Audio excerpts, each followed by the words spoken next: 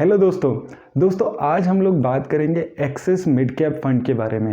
ये एक mid cap category का फंड है, तो यानी कि ये मेजर पैसा अपना 101 से लेके टॉप 250 कंपनीज में इन्वेस्ट कर रहा है और ये पिछले 5-7 सालों में काफ़ी अच्छे रिटर्न दे रहा है इस पर्टिकुलर कैटेगरी की अगर हम बात करते हैं।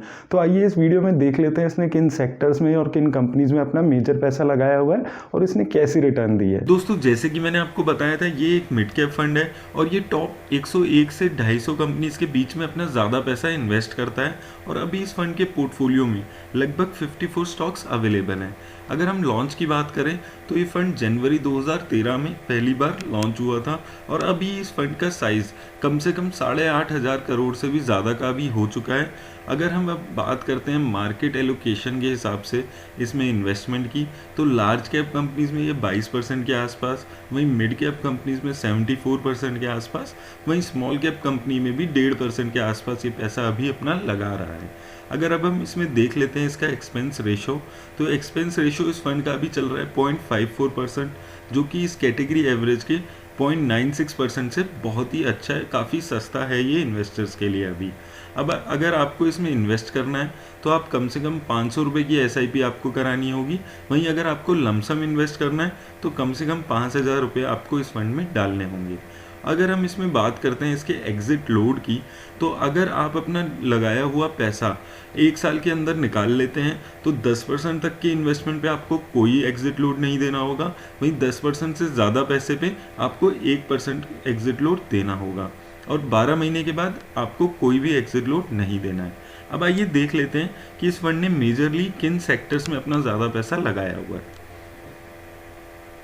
अब अगर हम सेक्टर पे बात करें तो सबसे ज़्यादा पैसा इसने फाइनेंशियल सेक्टर में 20% के आसपास, वहीं केमिकल सेक्टर में 16%, हेल्थ केयर सेक्टर में 12%, सर्विस सेक्टर में 10%, वहीं कंज्यूमर ड्यूरेबल में 9% के आसपास पैसा इसने लगाया हुआ है।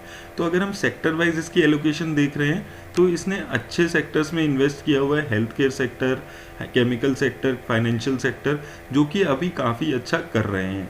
अब दोस्तों आइए देख लेते हैं कि इस फंड ने मेजरली किन कंपनीज में अपना पैसा लगाया हुआ है।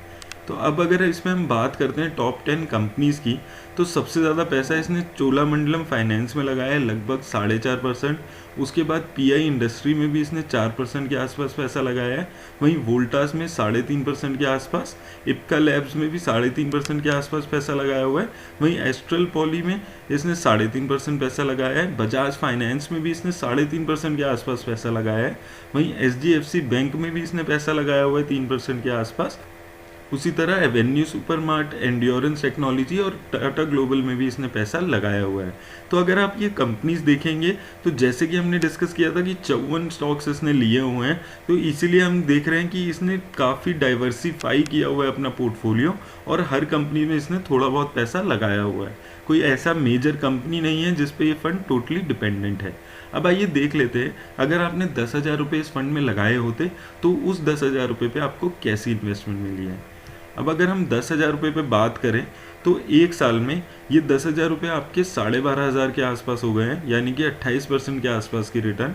वहीं 2 सालों में ये 15,500 रुपये के आसपास चले गए हैं, यानी कि 2 सालों में लगभग 50% के आसपास की रिटर्न मिली है इस फंड में, और 3 सालों में भी 15,500 के आसपास ही दिखते हैं। वहीं 5 सालों में 24,000 रुपये हो गया, यानी कि 5 सालों में इस फंड ने 142% के आसपास की रिटर्न दे दी है। वहीं अगर आपने अपना पैसा जनवरी 2013 में ही ये 10,000 रुपये लगा दिए होते तो लगभग 8 सालों में इस फंड ने आपका पैसा 4 गुना कर दिया है।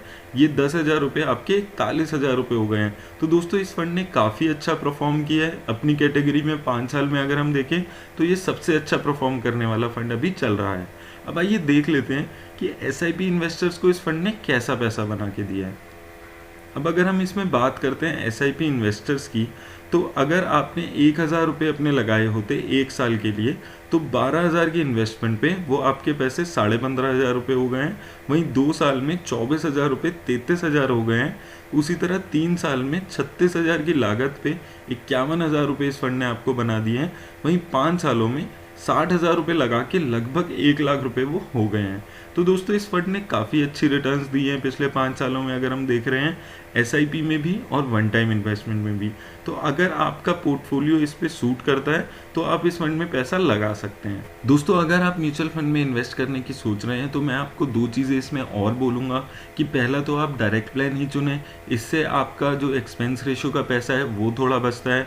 और दूसरा, आप लंबे टाइम के लिए इन्वेस्ट करने का सोचें, 8-10 सालों के लिए, इससे जो छोटे टाइम में मार्केट की वॉलेटिलिटी है उससे भी आप थोड़ा बचते हैं। दोस्तों, मेरी तरफ से आज इतना ही। अगर आपको ये वीडियो पसंद आई हो तो लाइक ज़रूर करें और मेरा चैनल सब्सक्राइब करना ना भूलें। धन्यवाद।